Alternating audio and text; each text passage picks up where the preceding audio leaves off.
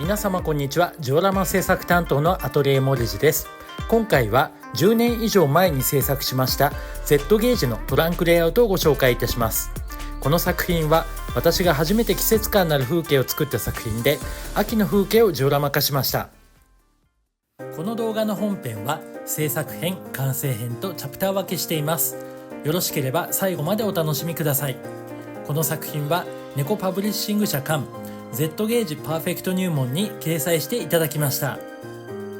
それでは簡易的ではありますが、制作過程をざっくりとご紹介いたします。レイアウトは Z ゲージのメーカー六販さんが発売していたトランクレイアウトトンネルタイプを制作しました。製品は縦 460mm、横 590mm、高さ 170mm のトランクの中にベースがセットされています。そこにエンドレスのレールをセットし、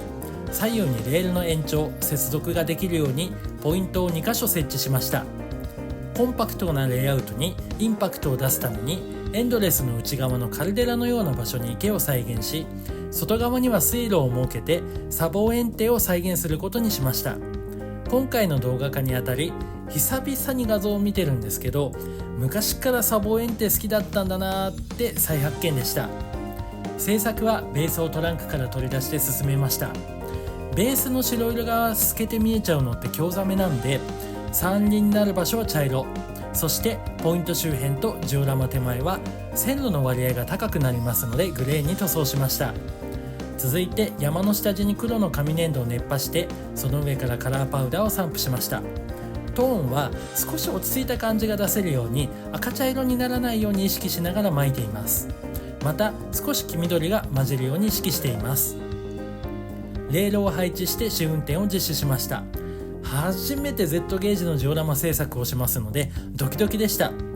ポイント周辺にはメンテナンスを考慮してベースにバラストを散布して、その上にレールを軽く置くだけという風にしたのですが、ちょっとレールが浮いちゃってるんです。いやというわけで、このポイント周辺の地盤をかさ上げしようと周辺の紙粘土を一旦剥がしてベースの型紙を作りました。これだけだと坂登らなくなっちゃいますので、勾配も車両が走行できるように型紙を作って、その下に確かスチレンボードだったと思うんですけど挟んで勾配を調整しました。地盤を調整したら再びパウダーを散布して地形を仕上げます。 N ゲージ用の石垣を貼り付けて紅葉のフォーリッジを少しのアクセントになるように接着していきました。1階と N ゲージ用の石垣でも少しオーバースケールを感じますけど、使えるもんだなって思います。紅葉の樹木は里山工房さんの製品を使用しました。まずは一気に樹木を作ります。レールを仮置きして作った樹木を配置を検討していきます。下地の紙粘土にプスプス差し込んで、実際にどうやって見えるのかっていうことを検証していきました。落ち葉を再現するために紅葉色のカラーパウダーを樹木を差し込む予定の場所周辺にまぶして、木工用ボンド水溶液で固着しました。レールを固定してバラストを散布して樹木を植えていきます。実際の山って紅葉していない木も当然ありますんで、ところどころにジオラマでも緑の木を植えています。植林の作業を終えました。右手の建物は六販さんの建物を設置して、北側から西側にかけて屋敷森を再現しました。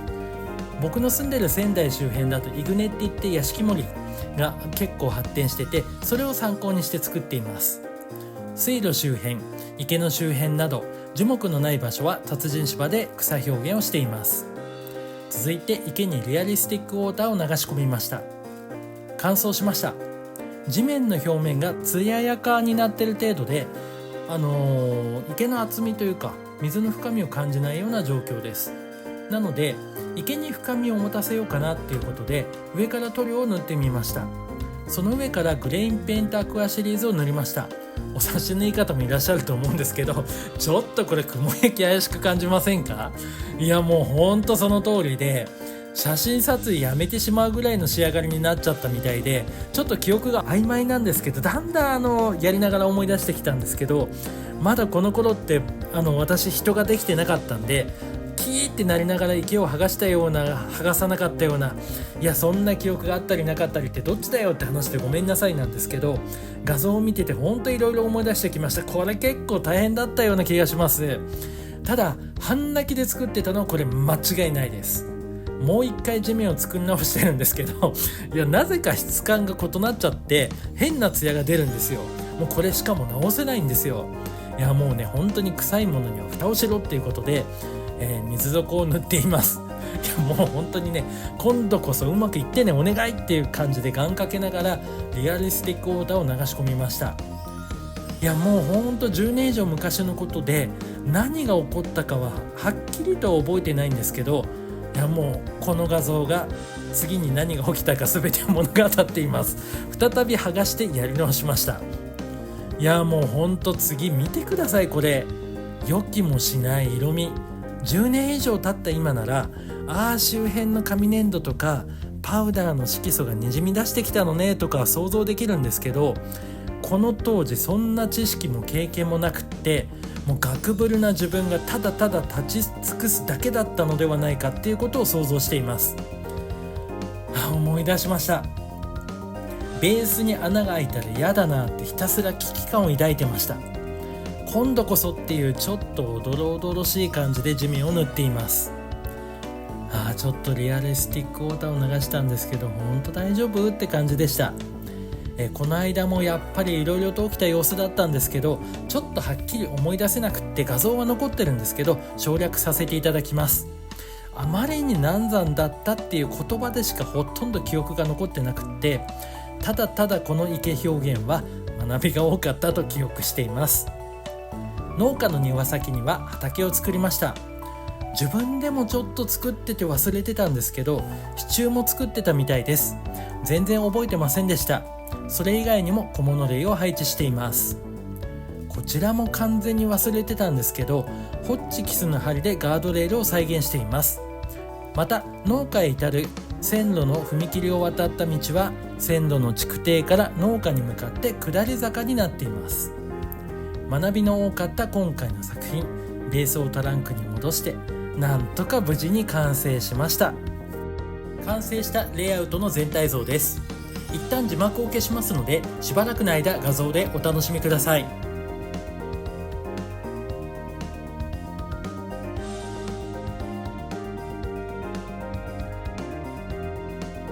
お楽しみいただけましたでしょうか。今回の制作で一番学びの多かった池を撮影しました。手前には池に流入する水路があって水流はこういう感じで流れるイメージです。この水路の上流側には砂防堰堤を作ってて一度作りたかったんでこれほんと作れてよかったです。今度は水路を横から撮影してみました。水の流れは矢印のように左から右に左から右にという風に流れていきます。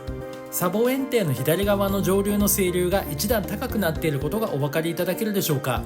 ちょっとマークしますね。ここです。ここ砂防堰堤は工作用紙を使って製作しててグレインペイントで塗装してコンクリートの質感を再現しました。この頃だいたい10年前ぐらいのこの頃ってこのように工作用紙を使ってコンクリート表現をすることが多かったです。すごく懐かしいです。砂防堰堤の上流側には礫を敷いてその上にグレインペイントアクアを塗って再現しています。この礫は確かバラスト使ったような気がします。細かい目地が細かい加藤のバラスト N ゲージ用のやつを使った記憶があります。やっぱり水の流れを考えながらジオラマを作るってすっごい楽しくって、これが水路が流入する池になります。実はですね水路の出口は湿地の茂みで見えない設定にして作らないで済むようにしたっていう、丁寧ってわけじゃないんですけど、茂みで見えないっていう設定にしてあります。池にはミニネイチャーを使用して中州みたいな地形を再現しました。こういう中州作るのも初めてだったんですごい楽しかったです。池は確かにインパクトあるんですけど、それだけだったらやっぱりスカスカでアクセントとしてちょっと何かないかなって考えて釣り人を配置して石を拾ってきた石使って石に腰掛けてる釣り人っていうのを再現してみました。釣り竿はプラモとかでランナーが余るじゃないですか。そのランナーを炙って伸ばしてちょきちょきって切ったものを接着して使ってます。また釣り人たちの影にはカップルがもみじ狩りを楽しんでるよっていうのも再現してて、人形の配置はもう絶対数が少ないんですけど、それぞれドラマを考えながら人形にはそれぞれのポジションに座ったり立ったりしてもらってます。池の水表現をもう何度もやり直すうちに、結果として水底を池の底を何回も引っ張がしましたので、その残骸が見えるようになっちゃいまして、でもこれが逆に結果として浅瀬の表現になってくれたんですよ。でもうここぞとばかりにそこにミニネイチャー植えちゃったりして湿地を再現しました。もうほんとこういうのを採用が馬っていうのかななんて思いました。初めて水鏡のようなものを作ることができましたので、いやよくここまで立て直したよなってほんと感慨深いです。池の話は終わりまして、農家さんの話なんですけど、農家は母屋とその離れ、この納屋を再現してます。で玄関から出てきたこのお宅のご婦人、これからちょっと街に出かけるよみたいな感じの人形を配置して、玄関の脇には雪囲いのついた薪置き場を作ってみました。これを作った時、このレイアウトを作った時にはまだまだ元気で健在だった愛犬のビーグル犬のアトム君とのお散歩で、よくこういう雪囲いをされてる薪っていうのを見てきたんで、それを模型化しています。そして納屋の前には無造作に放置された薪を再現します。これ薪というか木がなんか転がってるっていうのもあったんで、それを再現してます。で農家を囲うように屋敷森を再現してて、これ先ほど制作の時にお話ししましたように仙台の伊船を参考にしています。農家の庭先には畑を作りました。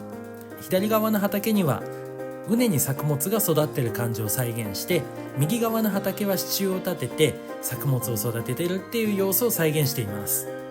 こういうのを考えながら工作進めるのってやっぱり楽しいですね。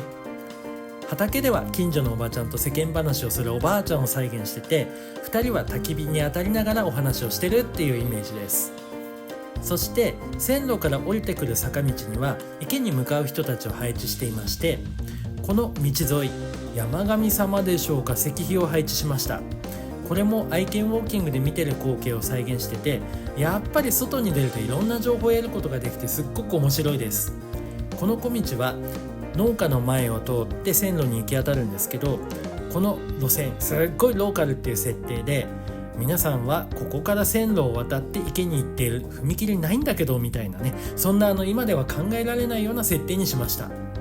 線路を渡ると実はそういうわけで小道が続いてます。池にぶつかった小道は池沿いに二手に分かれて、やがて気づいたら道がなくなってしまっているような感じにしました。石垣には N ゲージ用の石垣を使用していますが、それなりの雰囲気が出せるんじゃないかなと思いました。ここまで初めて制作した秋の風景のジオラマ Z ゲージのレイアウトをご紹介いたしました。最後までご覧くださいまして誠にありがとうございました。また次の機会にお会いできることを楽しみにしております。ありがとうございました。さようなら。